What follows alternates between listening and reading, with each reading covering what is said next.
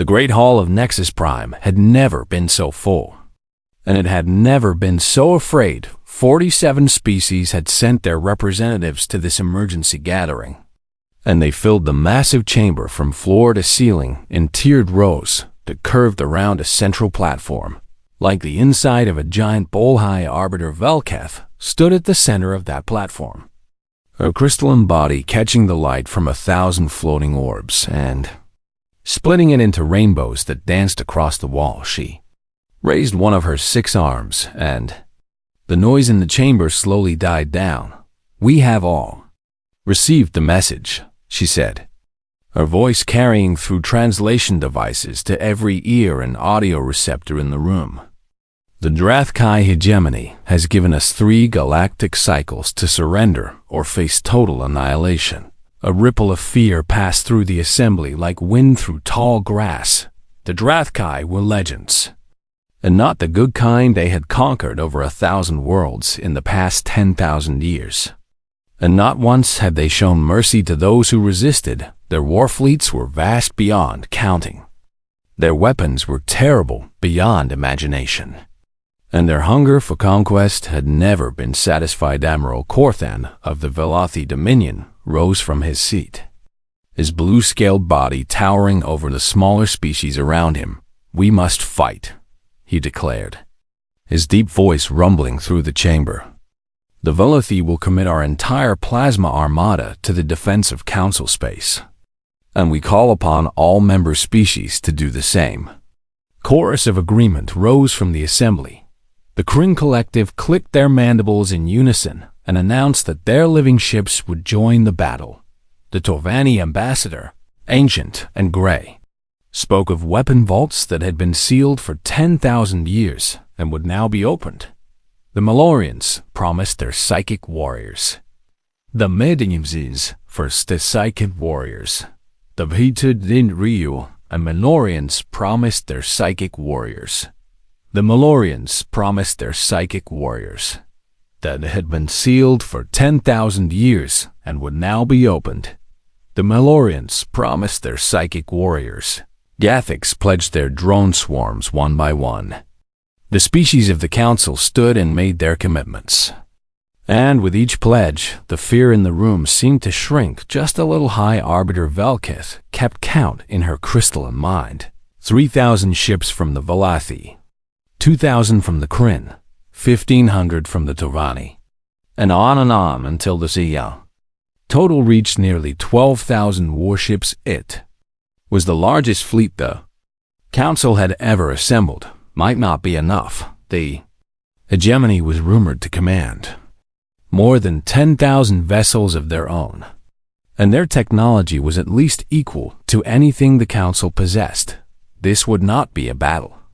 It would be a war of extinction fought between stars when nearly all the species had made their pledges.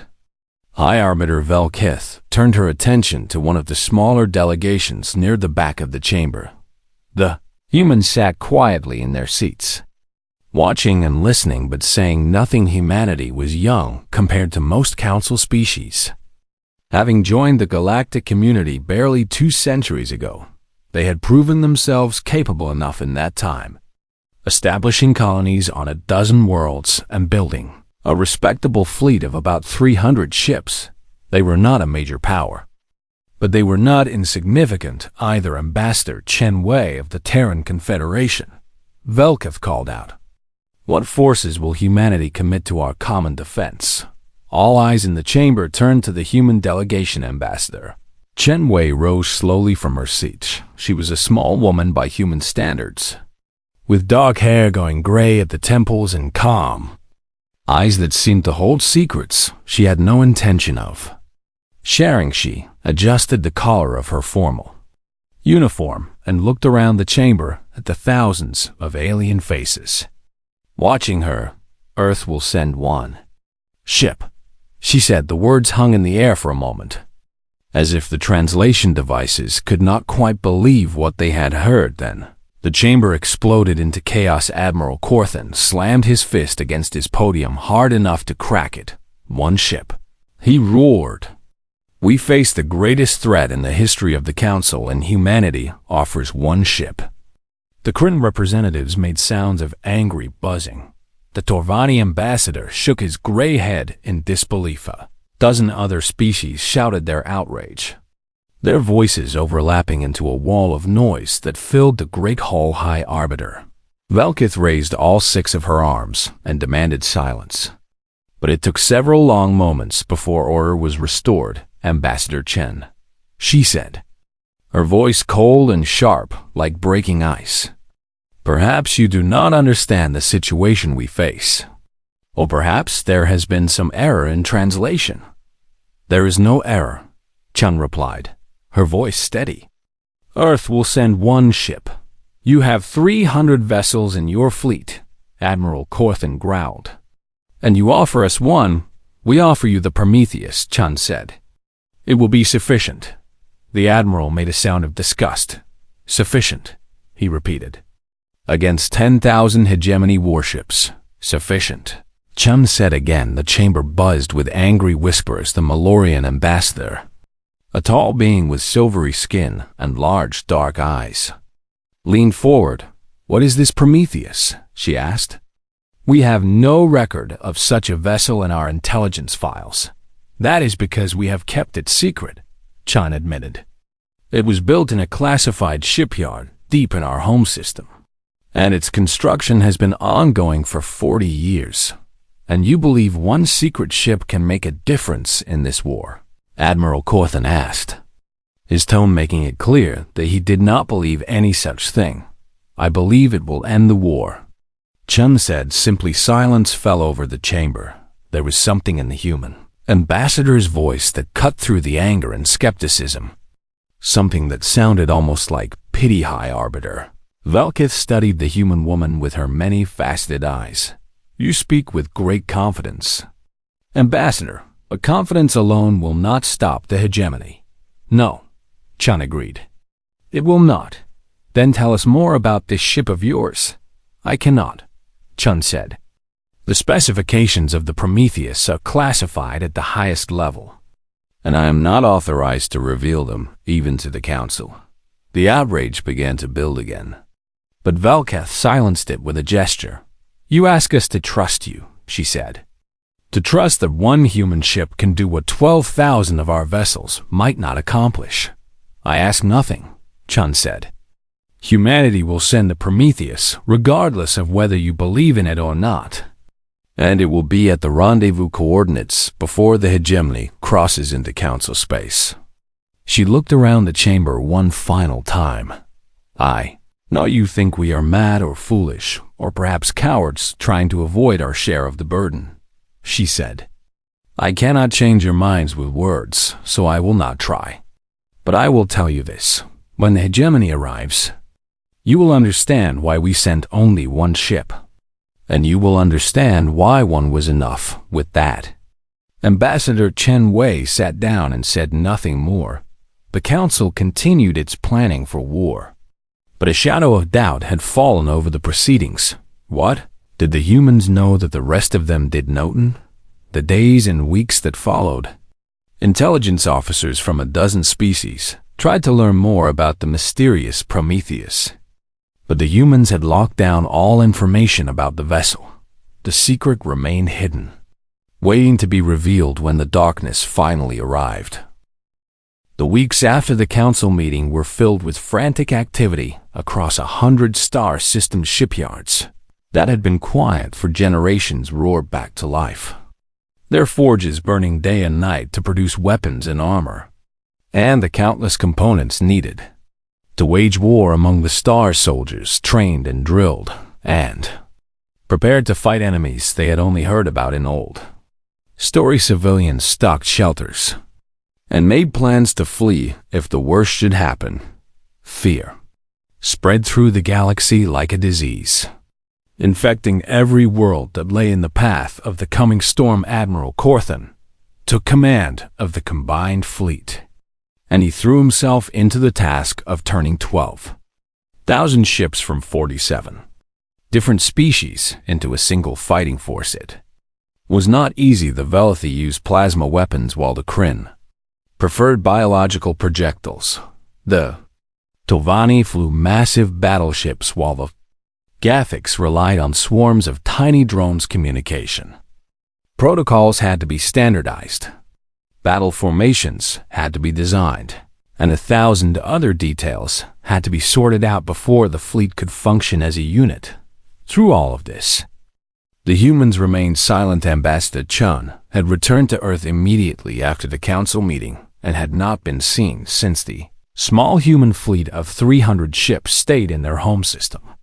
Making no move to join the preparations, intelligence reports suggested they were conducting some kind of training exercises near the orbit of their gas giant planet.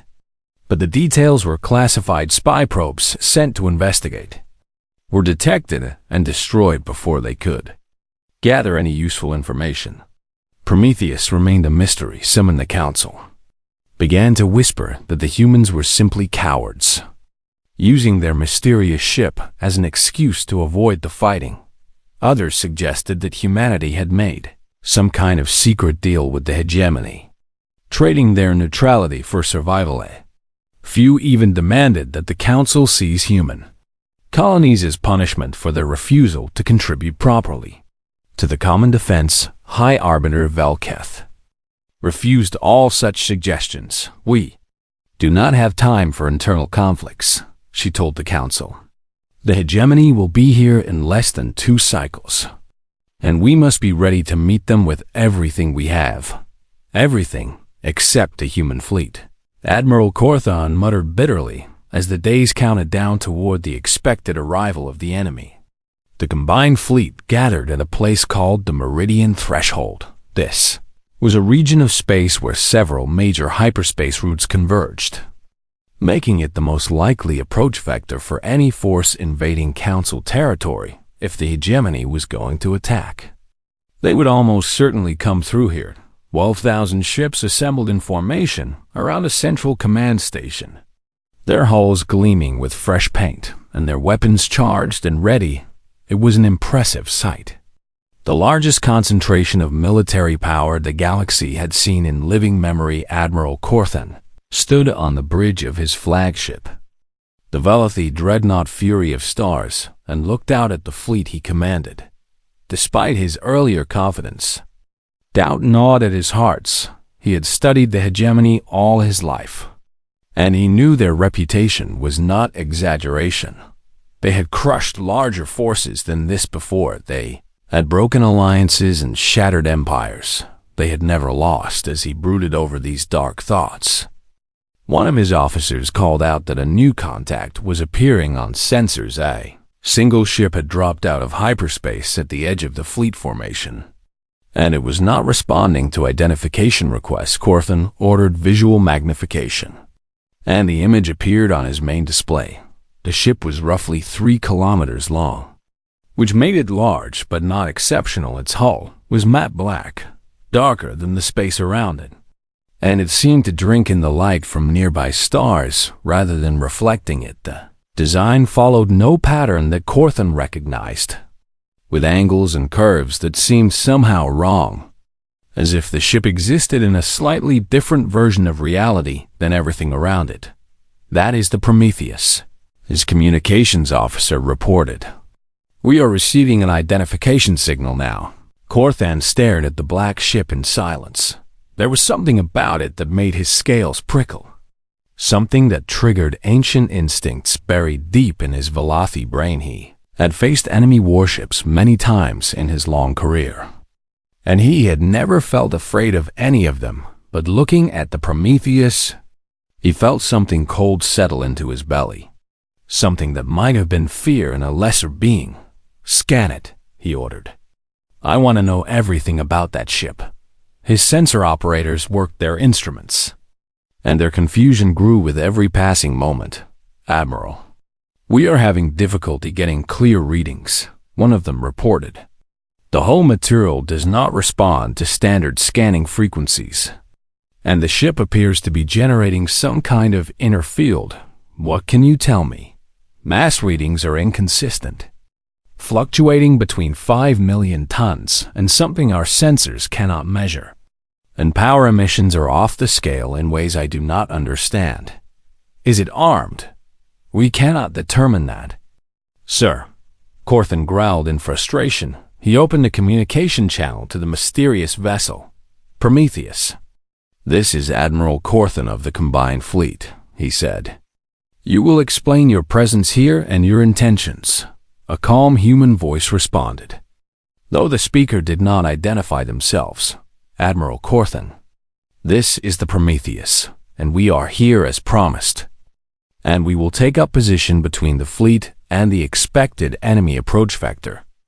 And we request that you maintain a distance of at least 500 kilometers from our vessel during combat operations. 500 kilometers, Corthan repeated. Why, for your own safety. The voice said simply. The Admiral did not know how to respond to that. Before he could demand further explanation, the Prometheus began to move, sliding forward through the fleet formation with an acceleration that made Corthan's officers gasp in disbelief. Ships of that size could not move that fast, not without tearing themselves apart under the stress, but the black ship glided through space as smoothly as a fish through water, reaching its position ahead of the fleet in minutes, rather than the hours such a maneuver should have required. It came to a stop and hung there alone against the backdrop of stars. A black shape darker than the void around it. The fleet watched, and Corthan watched, and waited. Something was coming. Something that would change everything. They thought they knew about war and power, and the nature of the universe itself. But for now, there was only silence and the cold weight of anticipation pressing down on every soul in the fleet. The Prometheus sat motionless in the darkness, patient as stone, ancient as starlight, waiting for the enemy to arrive, and somewhere in the depths of that black hull, systems that no alien species had ever imagined were powering up for the first time, preparing to demonstrate exactly what humanity had spent 40 years building in secret. The galaxy was about to learn why the humans had sent only one ship. The galaxy was about to learn why one ship was all they needed. Supreme Commander Verthax of the Drathkai, Hegemony stood before the great viewing window of his command ship and watched his fleet prepare for war. The Throne of Silence was the largest vessel ever built by his species, a mobile fortress nearly 10 kilometers long, that served as both flagship and symbol of hegemony power. From this ship, Verthax had commanded the conquest of 200 worlds over his long career. From this ship, he would add another dozen to that count before this campaign was finished. Behind him, officers moved quietly between stations, coordinating the final preparations for the jump into Council space. 10,000 warships waited at his command, each one crewed by warriors who had been bred and trained for nothing but battle. The hegemony had spent centuries perfecting the art of conquest, and that perfection was about to be demonstrated once again. Supreme Commander, one of his tactical officers, called out, "All ships report ready for hyperspace transition." "Very good," Verthax said, without turning from the window. "Begin the countdown." He allowed himself a moment of satisfaction as the great engines of his fleet began to power up. The Council species had been given their chance to surrender, and they had chosen defiance instead. That was foolish, but not unexpected. Every species thought they were special, thought they could succeed where others had failed, thought their alliance would hold where 1,000 alliances before them had crumbled. They were always wrong. The hegemony had faced united fronts before, grand coalitions of desperate species banding together against the common threat. Such alliances always looked impressive on paper, but they never survived first contact with the reality of hegemony power. Different species had different priorities, different fears, different breaking points. Find those breaking points and exploit them. And even the grandest alliance would shatter like glass struck with a hammer. Verthax had studied the Council carefully, and he knew exactly where the fractures lay. The Velathi were proud and aggressive.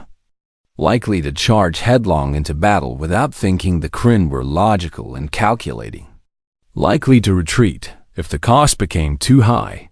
The Torvani were ancient and set in their ways, likely to rely on outdated tactics that had worked in conflicts long past, play these differences against each other, and the coalition would tear itself apart before the hegemony even had to fire a shot. The hyperspace countdown reached zero, and reality twisted around the fleet as 10,000 ships punched through the fabric of space itself, a moment that felt like eternity and no time at all. The hegemony force existed outside normal space, traveling along pathways that mortal minds were not meant to comprehend. Then they emerged, and the stars of council space spread out before them like jewels waiting to be claimed. Contact, a sensor officer reported immediately. Enemy fleet detected at the meridian threshold. Range approximately 2 million kilometers. Verthax smiled. They had come to meet him. Just as he expected, he walked to the central command platform and studied the tactical display that appeared in the air before him. Council fleet was arranged in a defensive formation around a central position.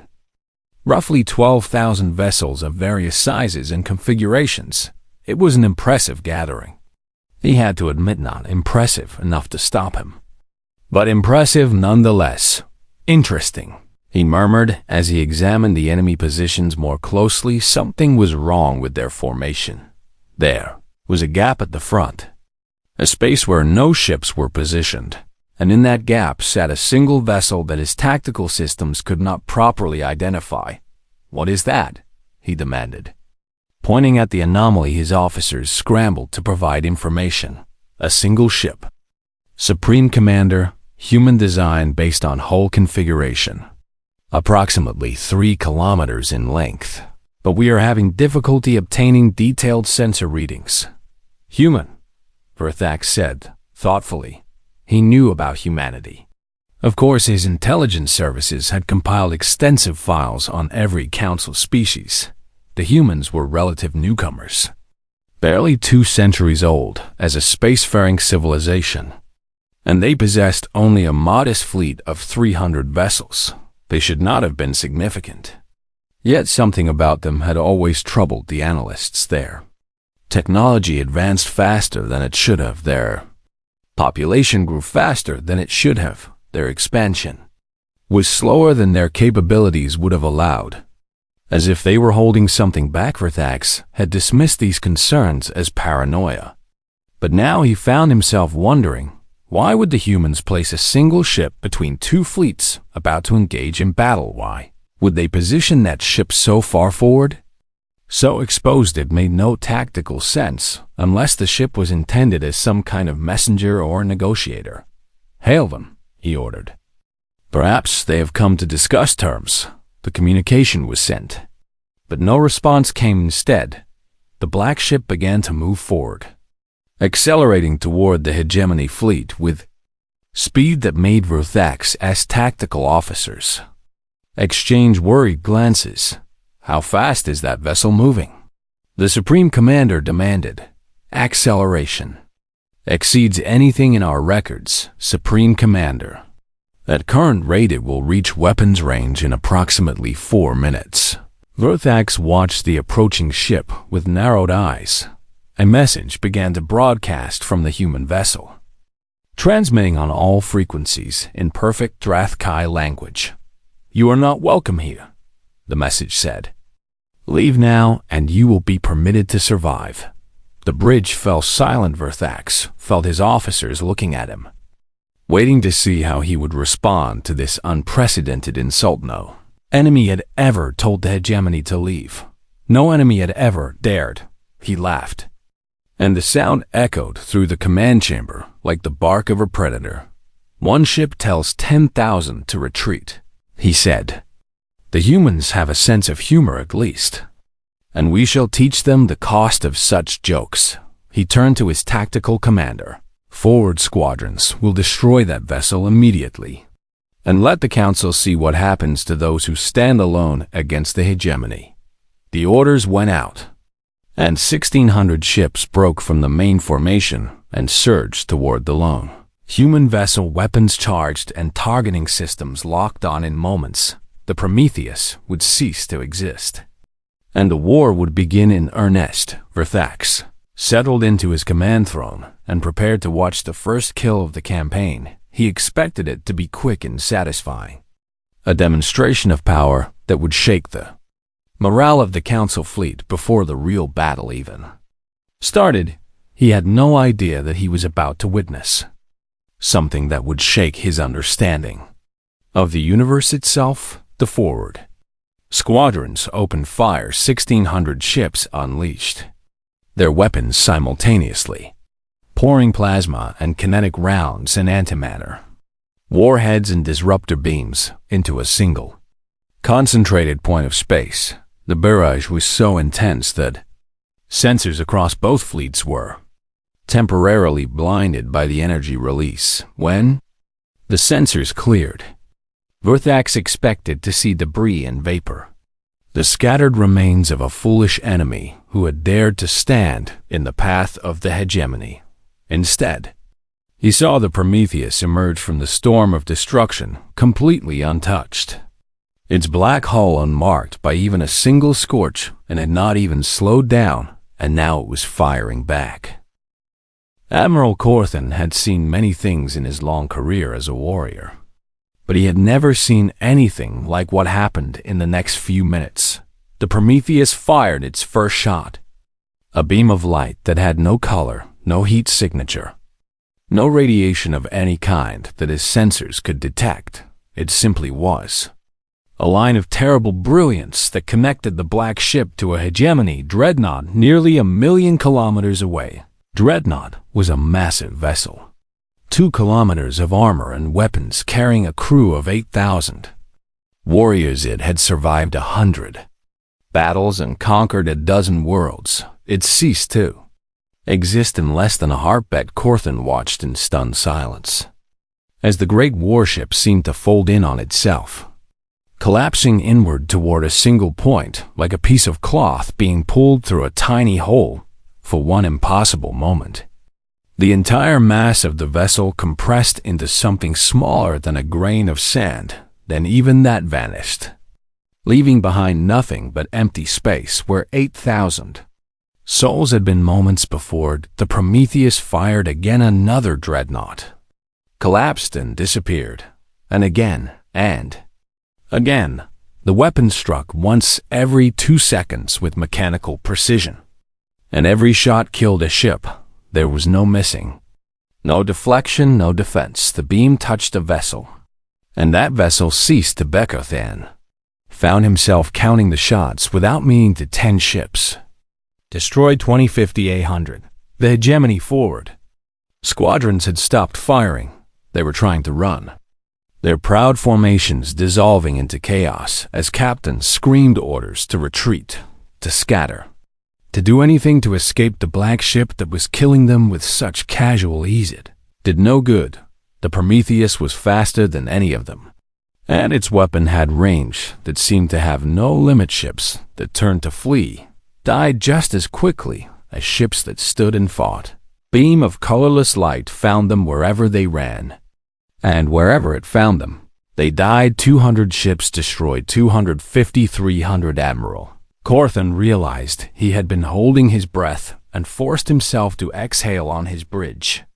His officers stood frozen at their stations, their instruments forgotten as they watched the slaughter taking place before them. Some of them were weeping, some of them were praying to gods they had not believed in since childhood. Some of them simply stared with expressions that would have been appropriate for beings who had just witnessed the end of the universe. The Prometheus continued its methodical advance through what remained of the forward squadrons, and within 90 seconds of firing its first shot, the entire force of 1,600 ships had been reduced to less than 1,000.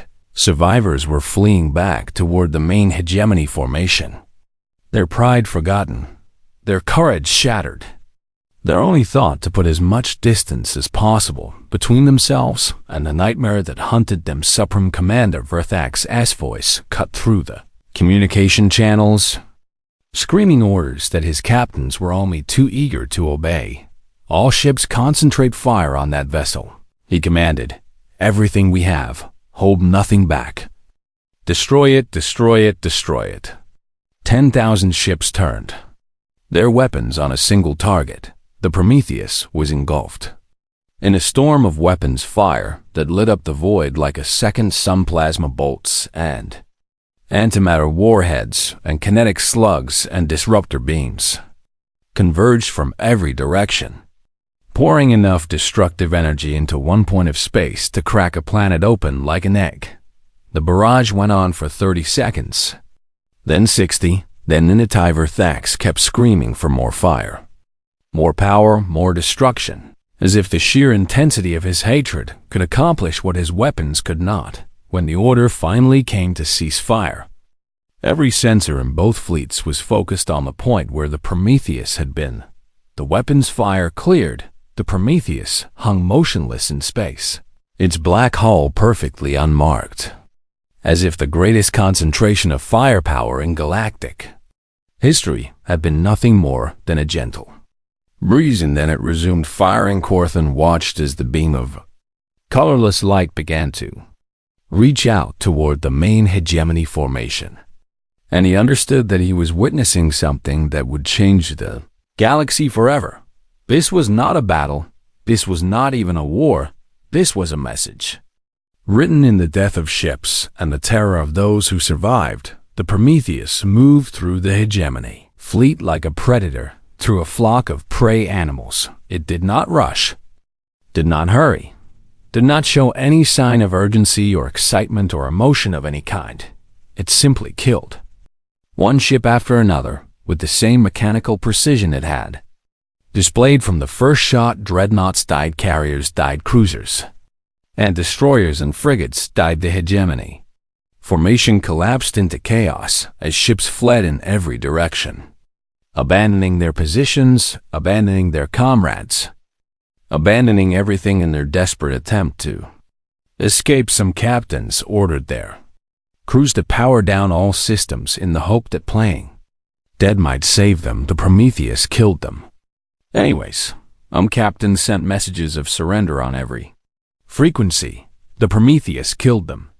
Anyway, some captains aimed their ships at the black vessel and accelerated to ramming speed, hoping that a final act of courage might accomplish what weapons could not. The Prometheus killed them before they got close enough to Mattercourt, and lost count of the dead ships, somewhere around 2,000. He simply sat in his command chair and watched the greatest military force in the galaxy being systematically dismantled by a single enemy vessel. The battle, if it could be called that, lasted less than an hour. When it was over, 4,000 hegemony ships had been destroyed, their crews vaporized, their names added to a death toll that exceeded any single engagement in recorded history. The remaining 6,000 ships were scattered across a vast volume of space, running at maximum speed away from the meridian threshold. Among was the Throne of Silence, the great flagship of the hegemony. Fleeing with the rest, the Prometheus let them go. It fired its last shot at a cruiser that had been too slow to run, and then it simply stopped, hanging motionless in a graveyard of debris that marked the graves of 4,000 vessels and millions of souls. Corthan finally found his voice. "Signal the Prometheus," he said, and his words came out as barely more than a whisper. "Ask them if they require any assistance." The response came quickly, the same calm human voice that had spoken before. "Thank you for your offer, Admiral, but the Prometheus requires nothing, and the hegemony will not return. And you may inform the Council that the war is over." The communication ended. Corthan sat in the silence of his bridge and tried to understand what he had just witnessed. He had prepared for war. He had prepared to fight and bleed and possibly die in defense of Council space. He had not prepared for this. He had not prepared to be a Spectator to a massacre, he had not prepared to learn that. Everything he thought he knew about war and power, and the nature of the universe, was wrong. The Prometheus remained motionless in the debris field, its black hull drinking in the light of distant stars, waiting for whatever would come next. And Admiral Corthan, warrior of the Valithi, commander of the combined fleet, sat in his command chair and wept like a child who had just seen the face of God. The great hall of Nexus Prime was silent as Ambassador Chen Wei took her place at the central platform. 3 days had passed since the battle at the Meridian Threshold.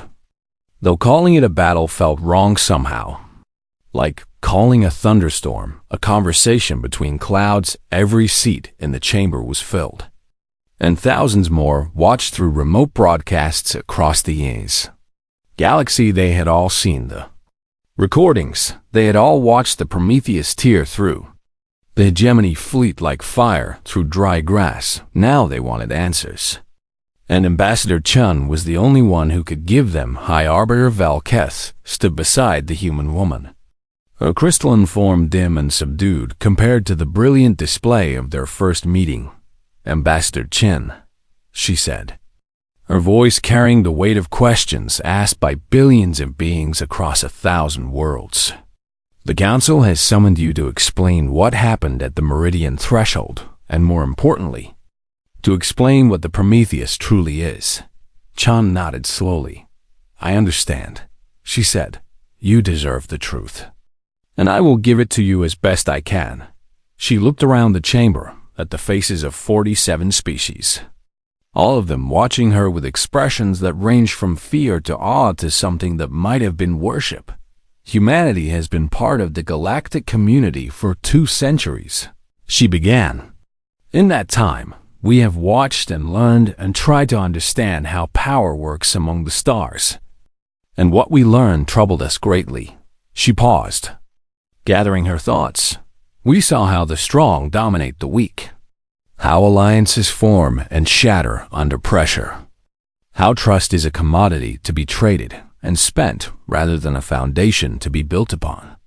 And we saw the hegemony lurking at the edges of civilized space, growing stronger with every world they conquered, waiting for the day when they would turn their hunger toward the Council. Admiral Corthan shifted in his seat but said nothing. His pride had been wounded deeply by what he had witnessed, and he was not sure if he would ever recover. We knew that day would come eventually, Chun continued. We knew that conventional forces would not be enough to stop them, that even the combined might of the entire Council might fall short when the final reckoning arrived. So we began to prepare. The Prometheus, Valkith said. Yes, Chun agreed. The Prometheus was our answer to a question that haunted us from the moment we first learned about the hegemony. What if there was a threat so great that conventional forces could not stop it? What would we do then? She smiled, and there was sadness in the expression. We built a weapon that could stop any threat, no matter how large, no matter how powerful. And we prayed we would never have to use it. The Tovani ambassador, ancient and grave, rose from his seat. What manner of weapon is this? He demanded. What technology could destroy ships as we saw them destroyed, with no defense, no escape, no hope of survival? Chun shook her head. I cannot tell you the details of how the Prometheus works, she said. Some secrets must remain secrets, not out of distrust, but out of wisdom. Because the principles behind our technology are too dangerous to spread. Even among friends, you do not trust us, the Tovani accused. I trust you, Chun replied. But I do not trust every being in this galaxy. And knowledge has a way of spreading to places it should not go. So we will keep the secret of the Prometheus, not because we want power over you, but because we want to protect you from the consequences of that power falling into the wrong hands. The chamber buzzed with whispered conversations. High Arbiter. Valkith raised her arms for silence. You speak of protection, she said. But what you displayed at the Meridian Threshold was not protection. It was annihilation, and 4,000 ships were destroyed in less than an hour. Millions of lives ended in the blink of an eye. So how can we trust that humanity will not turn this weapon against us someday? It was the question everyone had been afraid to ask. The fear that lurked beneath all the other fears. Shin had been expecting it. You cannot be certain, she admitted. Trust is never certain. It is always a choice made in the face of uncertainty. A leap of faith toward a future that has not yet been written. She looked around the chamber. But I will tell you what we want. And perhaps that will help you decide whether to take that leap. She stepped forward, her voice rising to fill the vast space. Humanity does not want to rule the galaxy. We do not want to conquer or dominate or control. We want something simpler than that, something more difficult than that. We want peace, peace built on the threat of destruction. Admiral Corthan said bitterly. Peace built on the certainty that destruction will come to those who threaten it. Chun corrected. There is a difference, and it is an important one. She turned to face the Admiral directly. You prepared for war, she said. You gathered your fleets and trained your soldiers and made ready to fight and die for your people. And that is noble and brave, and I honor you for it. But war is not the only way to protect what matters. What other way is there? The way of the Prometheus, Chun said. We did not send one ship because we lacked others. We sent one ship because we did not want to fight a war. We wanted to end the very possibility of war before it could begin. She looked back at the assembled representatives. The hegemony believed they could conquer you because they believed in their own strength. But we showed them that their strength was an illusion. That no matter how many ships they built or how many worlds they conquered, they would never be strong enough to stand against the Prometheus. So they ran, and if they return, they will not, Chun said with quiet certainty. The hegemony understands power, and they now understand that they do not have it. So they will find other prey in other parts of the galaxy, places far from council space. Places where the shadow of the Prometheus does not fall. You would let them continue their conquests elsewhere. I would, Chun admitted. We cannot protect everyone. We are not gods. We are simply humans who built a very powerful ship. And we will use that ship to defend those who stand with us. But we cannot force the entire galaxy to accept our protection. High Arbiter. Velkis stepped closer to the human ambassador. You speak of defending those who stand with you, she said. What exactly are you offering? Chun met her gaze steadily. The Prometheus will remain at the meridian threshold for as long as it is needed, she said. It will defend council space from any external threat. Without condition, without payment, for as long as humanity endures. And we ask nothing in return. Nothing, Velkith repeated skeptically. Nothing, Chun confirmed. We do not want your resources or your territory or your submission. We want only to live in peace among the stars. To grow and learn and build alongside you. To be your partners rather than your masters. She paused. We sent one ship because we wanted you to understand something important. Something that I hope will shape the future we build together. And what is that? Chun smiled. And for the first time since the battle, there was warmth in her expression. You are not alone, she said. You are never alone, and when the darkness comes, humanity will stand with you. The chamber fell silent. Chun stepped back from the platform and waited. High Arbiter Velkith looked around at the assembled representatives, reading their expressions, gauging their reactions. Then, slowly, she began to bow. It was not a bow of submission. It was a bow of recognition, of acknowledgement, of something that had no name but felt very much like hope, one by one. The other representatives followed her example. Admiral Corthan was the last to bow. And as he did, he felt something shift in his heart. Something that had been broken by what he witnessed beginning to heal. The Prometheus remained on station at the meridian threshold. For the next 200 years, the hegemony never returned, and in the records of the Galactic Council. The entry for humanity was amended to include a single word that would define their place among the stars for all time to come. Under military assessment, someone had written simply, "sufficient."